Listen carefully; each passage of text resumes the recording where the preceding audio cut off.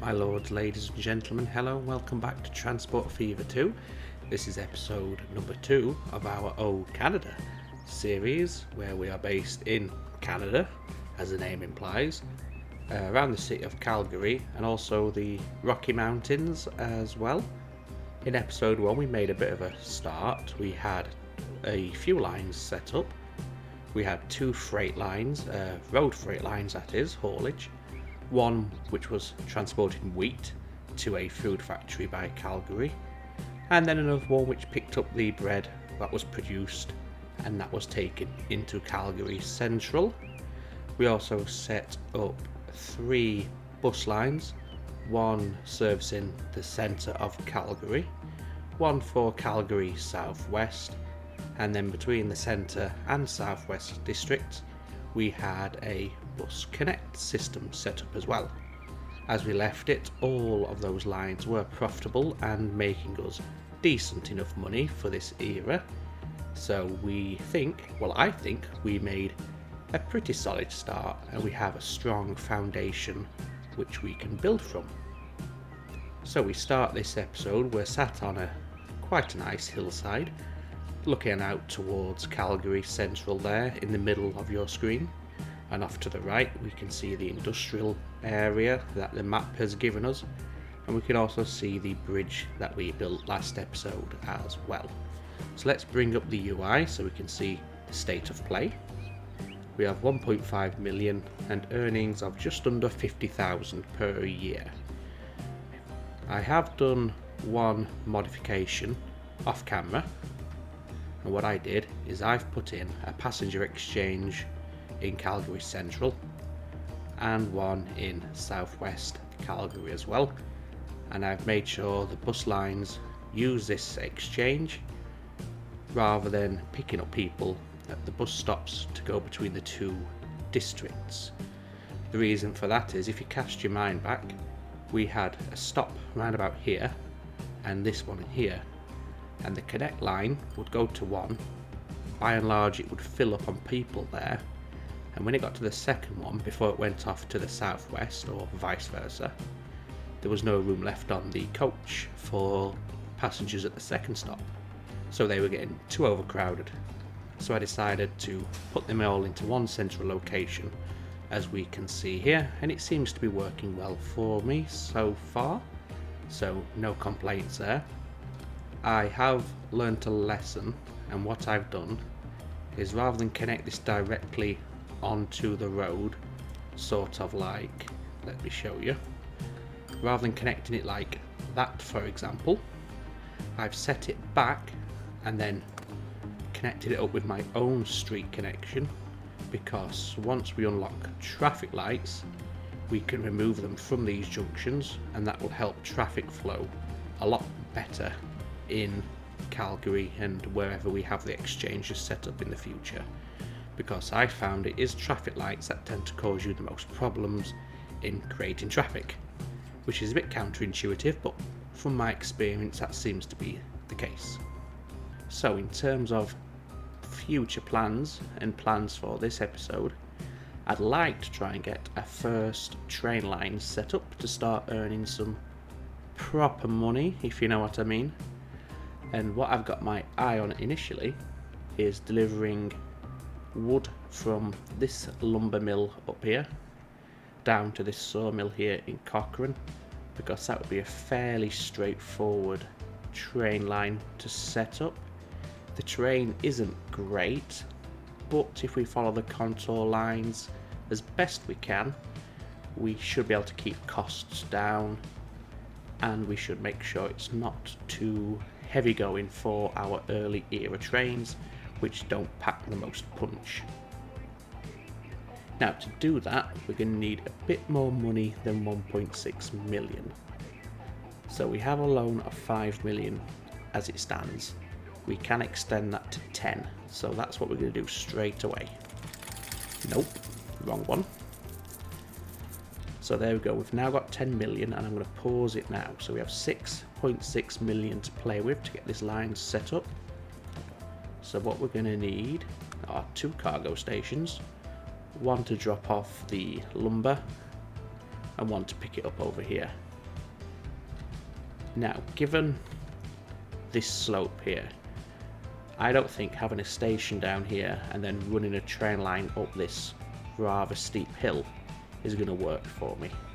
So I'm going to put my cargo station up on the top of the hill and then have a few trucks perform the final leg of the journey and drop the lumber off into here. I think that should work quite well, fingers crossed. So let's make a start. So we want the station somewhere like that. I think should be a decent enough place for it. And then we also want to get a terminus station up here. As we can see, like I said, the terrain isn't the best, so we're gonna have to be a little bit clever with this. And I'm gonna put this somewhere like that. And I think once we get a road connection, this should link to the logging camp. Yes, it does. So that's fine. Don't need to do anything there. However, over here, we will need a road network that ships the logs down into the sawmill from this station, because this is not going to reach, not even close. So we'll put the road connection in first. Yep, doesn't reach. Didn't expect it to be fair, but just to confirm it doesn't.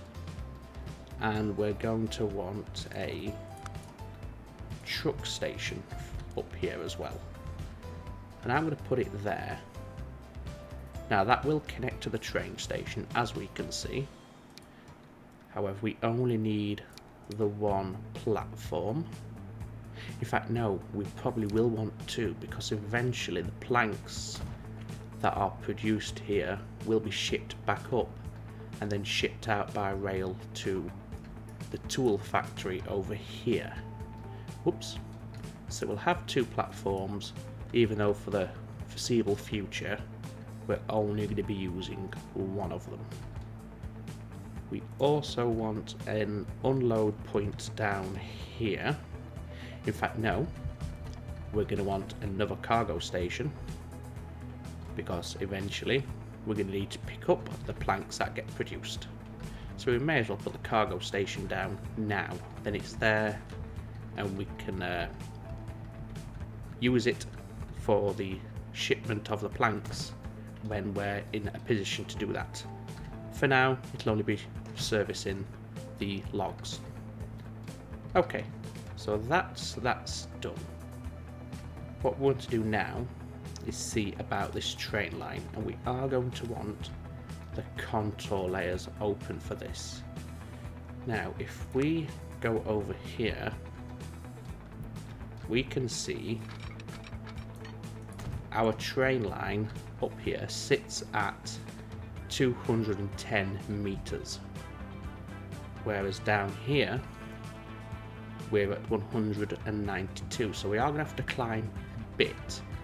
However, it shouldn't be too excessive if we play it right. So the first thing we want to do, we want to come off straight like that, perhaps climb up just a touch. Disregard that, we can sort that out later if we want to. It's not gonna impact us too badly. So we'll put a line in there, just get my bearings here so I know I'm going the right direction. Just double check the height, was it 210? Yes. So we want to try and get this line up to around about 210 meters. And then once we get there, we want to try and keep it at that gradient. What's this up here? 205, so we're getting close. And we're not climbing too excessively, which is the key. So now if we keep him flat, like that, 207, that's fine. And then we just want to follow the lay of the land where we can to avoid any excessive earthworks or bridges. I mean, there are places like between these two little hills where it is unavoidable. curve that a bit more, yes. And then we want to head. Do we have a bit of a ridge here we're going to have to negotiate? Yes. So we might have to either tunnel through this or rise up and fall back down. It might be better just to tunnel through, depending on the cost. We've got 5.5 million, but obviously we do need to buy a train as well. And they are quite expensive. So let's make a decision here. Let's see how much it would cost for a tunnel. Do you know what? That's not too bad. That's only 400,000. I think that's a reasonable enough price, if I'm honest. Yes. And now we just need to climb up a little bit to meet this track here. We're only climbing 3 meters, so it's barely noticeable. And there we go, we have a connection. Now we are going to want a train depot. I have been trying to decide whether I want to do what I did in the old series, the Coventry series, where we only had one depot for our entire network, or if we want to have multiple depots. I haven't decided yet. We've got time to decide because we're not putting down 1 million tracks at this point, just 1 or 2. So for now we can use one depot and then make a determination on the depot numbers a little bit later on. So that's the lines, well, the infrastructure set up for the lines. Let's just name these a little better, and this could be Bottrell Login. This can be Cochrane Cargo Hub, because I imagine at some point in the future we may also drop off the bread and the machines and maybe even the oil at this one station. This will be Cochrane Cargo Hub as well, as this is all, in my mind, one entity. And this will be Cochrane Sawmill, like so. I think, yeah. Yes, we need a road depot. There's no way we could really get trucks from there all the way around here. It wouldn't make much sense to do that, so we'll put a road depot down here as well. Like somewhere where it's tidy like that. That should do. And then we can start setting up the lines themselves. So we want one from there to there. This ships logs, so we'll colour it brown. We'll say fully loaded, but we'll only give him a 30-second wait time like we did on our other line. Let's give him a decent enough name. This will be logging haulage, and this is Cochrane. There we go. Yes. Just make sure you're only taking the logs, because eventually we might have other units of cargo that they could take here.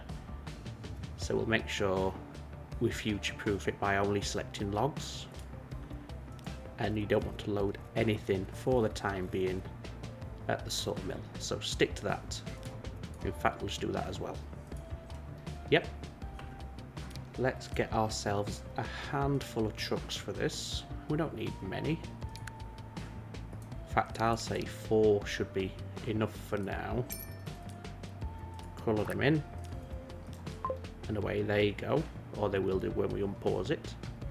And then let's get another line for the logs themselves from the oops, that's wrong. New line, that's it. Yes, get one for the logs from the logging camp to Cochrane Cargo Hub. Again, coloured brown. This we don't need to change this because there's nothing else he can do at the logging camp. But again, we'll set him to wait for no more than, I say, 1 minute. However, at this one, we do want to make sure he doesn't load anything to take back he shouldn't do, but that will just guarantee he won't. And this will be logging freight bottrel to Cochrane, like so. So that's everything set up. All we need to do now is purchase the train, so we'll do that. Let's see here. So we have the Baldwin or the American 440, which comes in 8 variants. There is a difference between the power on some of these, as we can see, and also price. Now I'm going to go for something mid-range, I think. Perhaps something like the General, maybe. That costs about $500,000 and about 80,000 a year to run. Yes, I think that's a decent enough compromise. And in terms of cargo, you want... In fact, we could do this, couldn't we, just to test it out? Where's the cargo? Oh, here it is. You're only taking logs. Obviously, we know it's a flat car, but I wanted to try that since we have the functionality to do so. And let's see what we can afford here. Don't want to sacrifice too much power, so I think perhaps, what's that, 6? What would 8 do? I think that should be okay. There isn't too many excessive grade changes. The only major gradient change is at the start here. So I think this should manage this quite comfortably, and it would leave us with a bit of money left over to spare as well. So let's do that. Let's get him. There we go. Let's put him on the line. We'll start the date 1/2, and let's have a look at this train, our first train on this series, as he leaves the depot.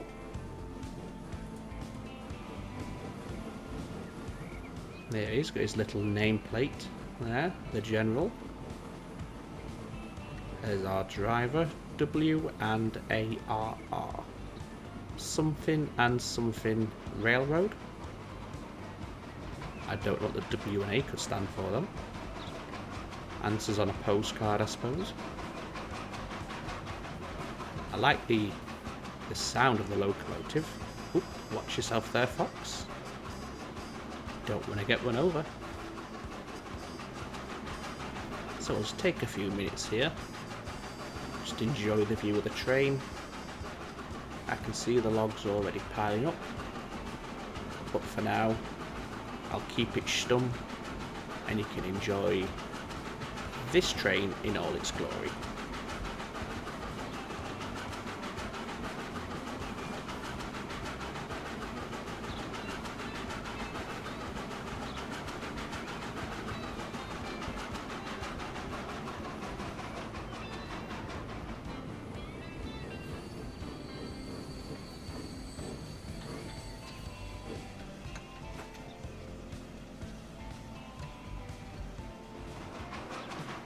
Okay, very nice looking train, and hopefully he should prove to be a bit of a money earner for us. Let me just remember, how much did he cost? 2.5 million.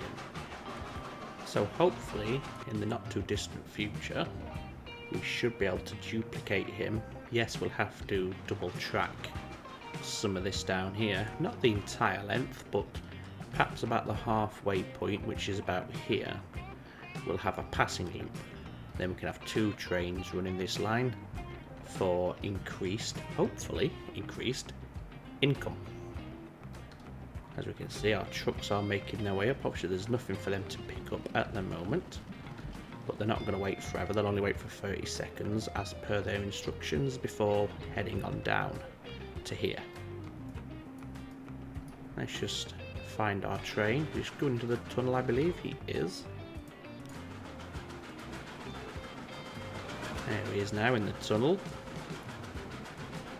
Always makes me think of something like Doom, if you remember that. I don't know why, he just does.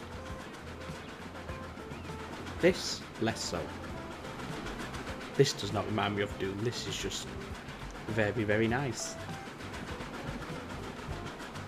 So I'm gonna get somewhere comfortable and just follow the train in to the cargo station at Cochrane, because, as I'm sure we're all well aware, there's very little you can do in the early game because you're a bit stuck for cash.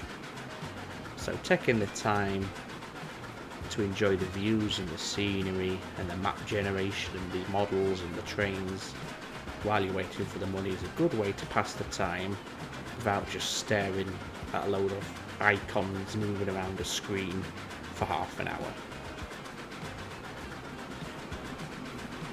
Plus we get to see the terrain that this map author has created, and I must say I'm very impressed. I like all these little rolling valleys and hills in this area. No, we can't see it. Yep, there we go. Over there's a few mountains. I'm assuming that's the start of the Rocky Mountains. It must be. I think they've done a pretty good job. However, my knowledge of Canadian geography is very limited, so I'm not sure how true to life it is. Obviously, because of scaling, it's never going to be 100% one-to-one recreation, but I do enjoy it so far, and for a dilettante and a layman, I think they've done a very, very good job. So credit to the map author. I will constantly link the Steam page for this map in the description. If anybody else fancies checking it out, they're free to do so. I like this river valley that we're coming alongside now. Obviously there's Cochrane just down the hill, coming over the humped crossing that we had to put in place. And I don't think this train struggled at all. We're at top speed, 37 miles an hour. So let's quickly jump off and then we can see what sort of money he's going to make us per trip.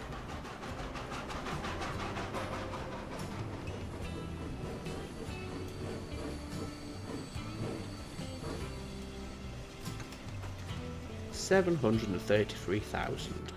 Okay. Could we afford to double track, to duplicate and double track right now? Let's find out. So, clone the selected vehicle. That leaves us with 240,000, which is going to be more than enough to put a double track in place, especially if we're only doing it as a passing loop. Now, I must get it straight in my head. This is a right-hand drive scenario, not left. So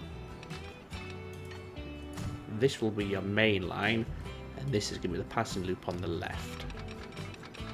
Like this. Doesn't need to be too long. We don't have long trains at this point, but I'll do it a little bit further than that. Perhaps to there. Yes, I think that's... oh, maybe a little, just a touch further. We can afford to go a touch further still. Yep. And I think that should give us a good halfway passing loop. Connect it back in. Obviously we're going to want signals for this.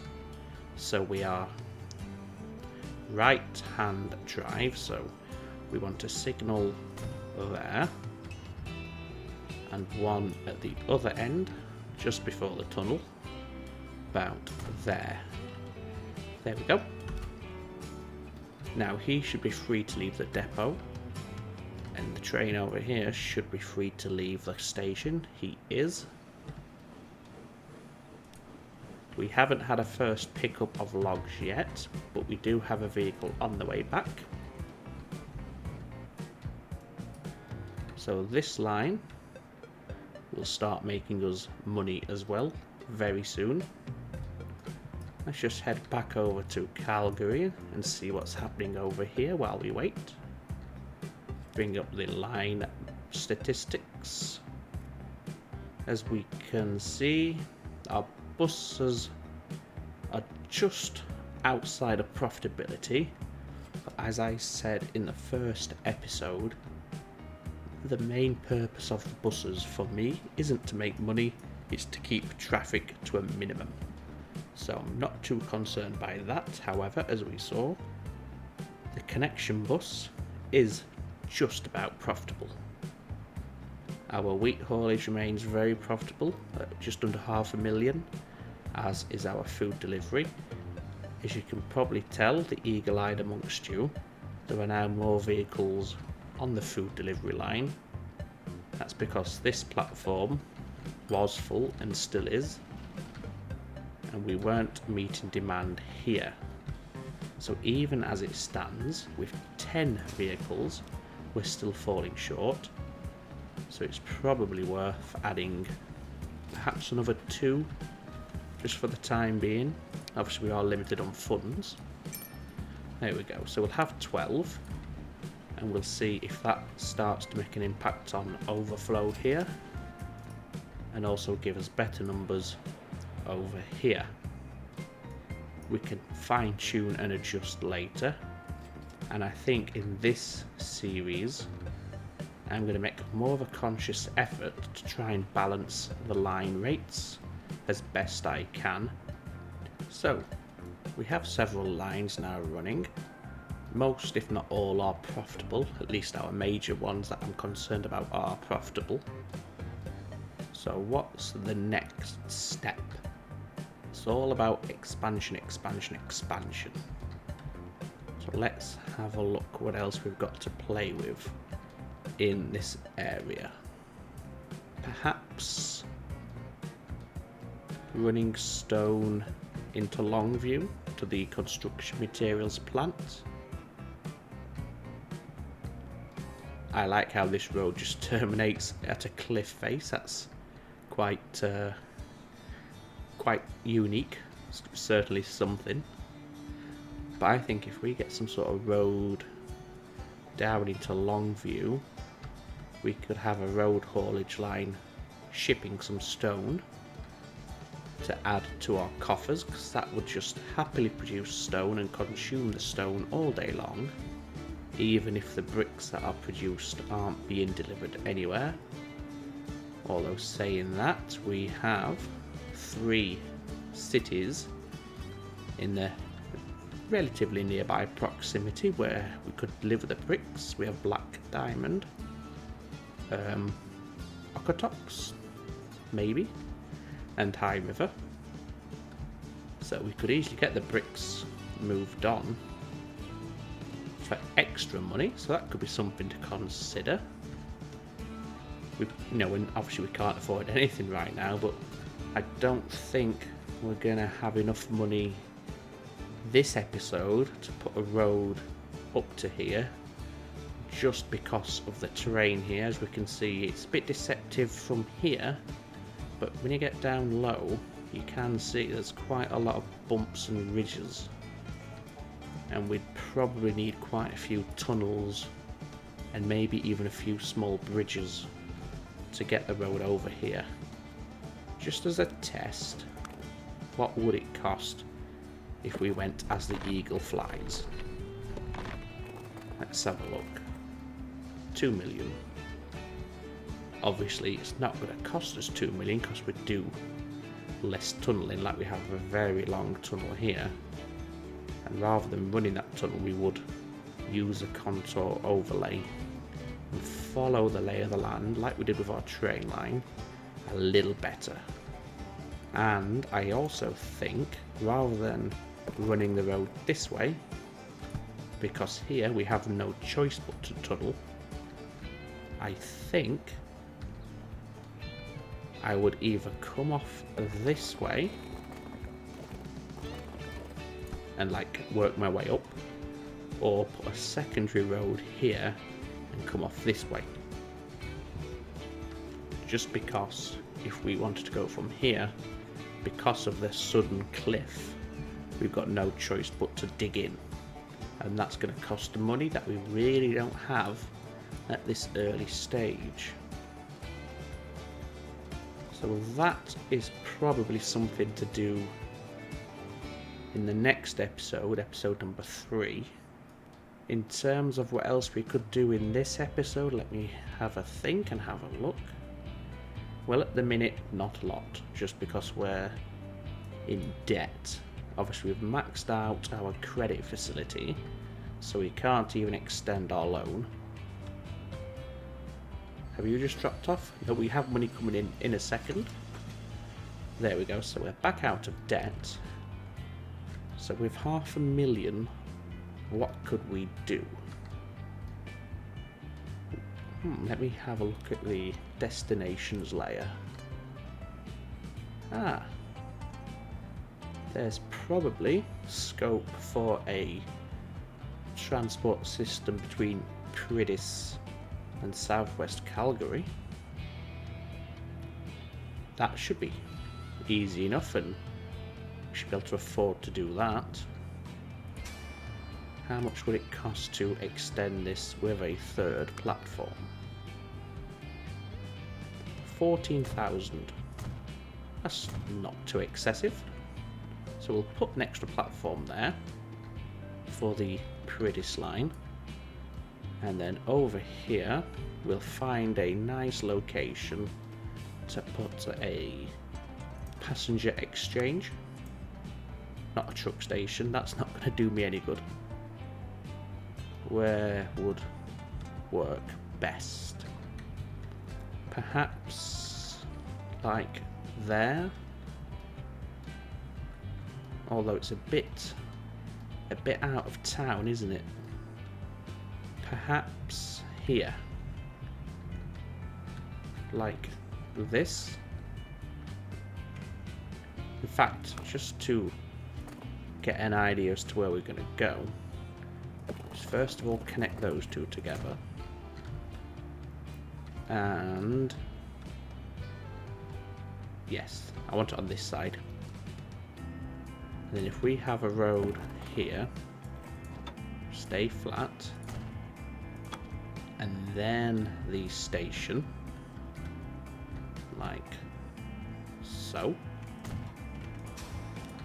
And then we want the second access point, although we are now starting to dig into the earth quite excessively. And then we want a street connection like that. That's not too bad at all, that should work. And then we'll call this Priddis Exchange. We have 155,000 left, so that should be enough to get some wagons assigned to this line. So we'll set up a line from southwest Calgary to Priddis. Let's have a look at the terminal here. Okay. Could you come up this way instead? Like that. So we avoid the turning around actually in the station itself. That's better. And over here, if you go onto platform 2, and then over out here we'll put a waypoint, and then you want to, after the exchange, you want to go there. That should have done what I need without messing it up over here. Just so. Perfect. And this will be Bus Connect. And this is Calgary, Southwest, Priddis.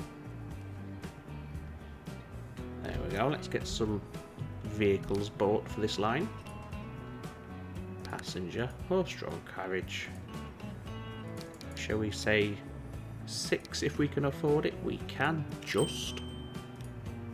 It was sky blue. Oh, can't see the line, so we'll have to scoot over here. There we go. There we go. So that's 2 new lines set up in this episode. One of them, this one here, I believe is going to be very profitable. I should say 3 new lines, of course. Mustn't forget our little intermediary delivery trucks here. Not sure what sort of money these are making, not a lot. But that's to be expected, it's just a shunting service. As long as they're not losing money excessively. No, I mean, negative 10,000 is fine. When we have over 1 million coming in from these 2 lines alone, we can easily afford to absorb that, so no concerns there. So our first train is on his way back with his second full load of his lifetime. And our second train should be on his way back as well. He is. Now what I'm going to do is quickly pause it, the date speed I mean, and accelerate the time and see if the balance at this crossover, this passing loop, is right, or if it needs to be shifted to the left or to the right any. Let's have a look. I've got a feeling he is going to have to stop at this signal here for him to get onto the passing loop, but let's find out. Yes, he's going to have to stop. He's not going to clear the signal in time. Okay. Obviously they pass each other fine, but it's not very fluid because the train has to stop.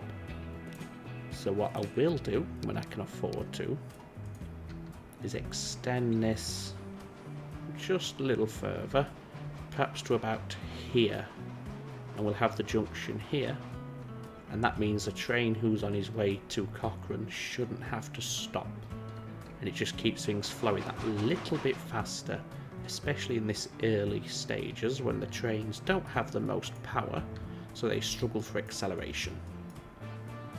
Because they struggle, you don't want to have, or you want to avoid slowdowns where humanly possible, and it would be quite simple to avoid that one.